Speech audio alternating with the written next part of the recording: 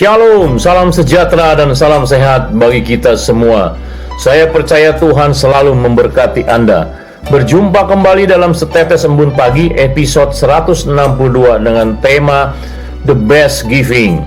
Firman Tuhan diambil dari Lukas 21 ayat 1-4 dengan nats ayat 3 dan 4 yang berbunyi, "Lalu Yesus berkata, Aku berkata kepadamu, sesungguhnya janda miskin ini memberi lebih banyak daripada semua orang itu. Sebab mereka semua memberi persembahannya dari kelimpahannya. Tetapi janda ini memberi dari kekurangannya, bahkan ia memberi seluruh nafkahnya." Saudara, ada satu pertanyaan, mengapa kisah persembahan janda miskin diperhatikan Tuhan sehingga ditaruh dalam bagian firman di dalam Injil Lukas ini?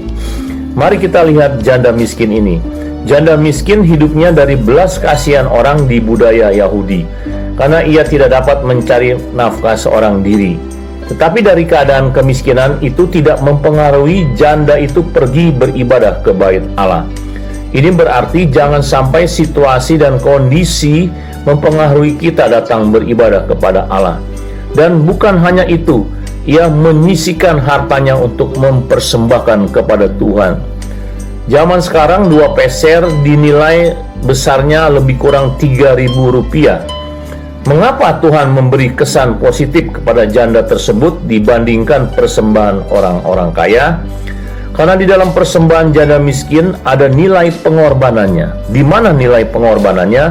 Yesus berkata janda itu memberi dari kekurangannya, bahkan ia memberi seluruh nafkahnya. Berarti janda itu siap mengetatkan ikat pinggangnya di dalam memberi persembahan. Janda itu tidak punya kekhawatiran di dalam mempersembahkan seluruh nafkahnya.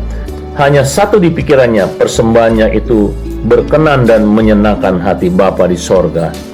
Lain dengan orang kaya, mereka mempersembahkan di dalam kelebihannya. Di dalam nilai rupiah, mungkin nilainya 1 juta kali lebih besar dari janda tersebut.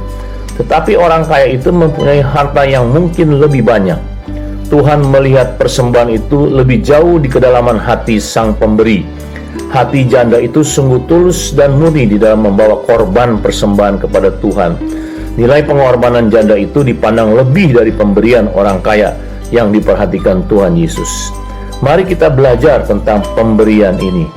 Pertama, berilah dengan setulus hati dan kerelaan dari apa yang ada padamu. Tuhan tidak melihat berapa besarnya jumlah persembahan, tetapi Tuhan melihat dari motivasi yang benar dari sebuah pemberian. Yang kedua, jangan mempunyai motivasi negatif di balik sebuah pemberian, karena Tuhan tahu segala isi hatimu. Yang ketiga, jangan memberi dengan motivasi dipuji oleh orang lain. Demikianlah firman Tuhan. Tuhan Yesus memberkati. Mari kita berdoa. Terima kasih Tuhan, Kau mengajarkan kami sebuah pemberian yang terbaik di dalam pandangan-Mu. Tolong kami Tuhan memberi dengan motivasi yang benar, dengan kerelaan hati, dan tidak ada motivasi yang negatif di dalam pemberian. Tapi kami percaya Tuhan yang akan mengajarkan kami lewat Roh Kudus dan firman-Mu. Dalam nama Tuhan Yesus, haleluya, amin.